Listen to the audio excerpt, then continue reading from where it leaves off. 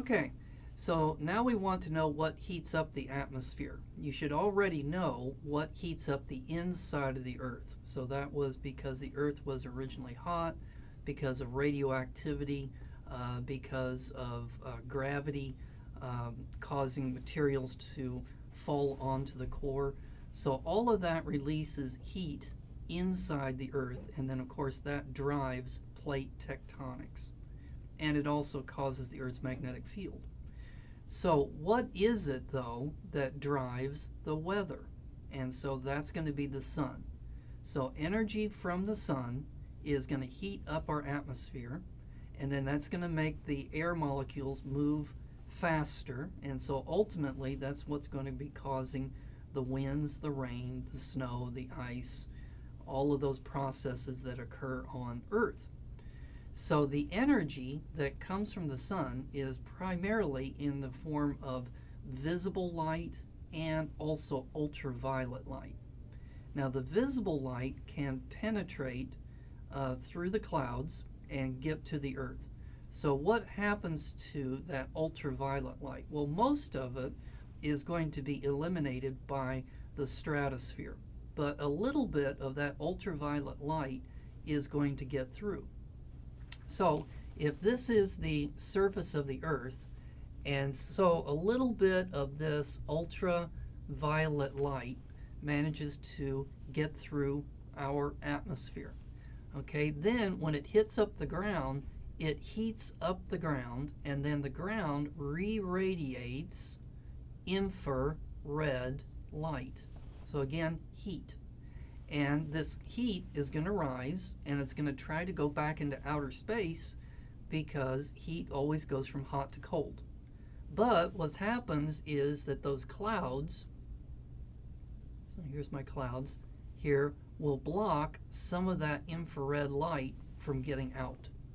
And so that means that it's going to keep the climate warmer than what it normally would be. If there wasn't any atmosphere, then most of this energy would just escape back into outer space.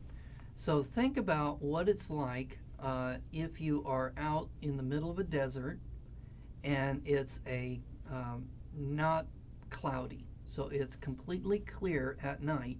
What does it feel like when you're in the desert?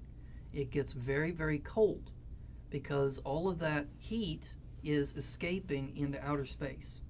Now, on the other hand, what's it like in a desert during the daytime if there's no clouds? Well, then it's very hot. So you're getting all of that direct energy from the sun, so it's going to be very hot. At night, all of that heat is escaping, so it's going to be very cold. Now, what's it like if you got clouds? Well, then during the daytime, it's not so hot, and then at night, it's not so cold. So an atmosphere helps to moderate the climate of a planet. So it's not as hot as it normally would be, and it's not as cold as it would be.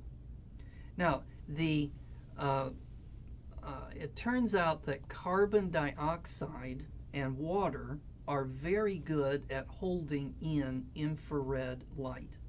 So that we say that things like carbon dioxide and water and methane are called greenhouse gases.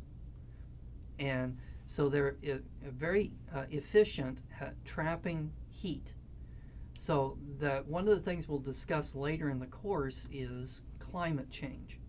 And so what could be, is our climate getting hotter and hotter? And if so, what's causing it? And so one of the things they think is that in the atmosphere there is a buildup of carbon dioxide, which means it's more of a blanket on top of the Earth that's holding in the heat.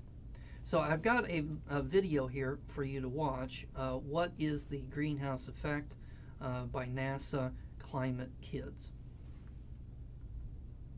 Okay, let's do one more thing before we take our break, and let's talk about how to make a cloud. So you're going to start with warm, moist air. So it needs to be warm, because what we want this thing to do is to rise into the air.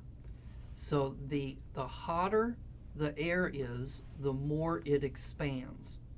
The more it expands, the less dense it's going to be, And we know that less dense things float on more dense things.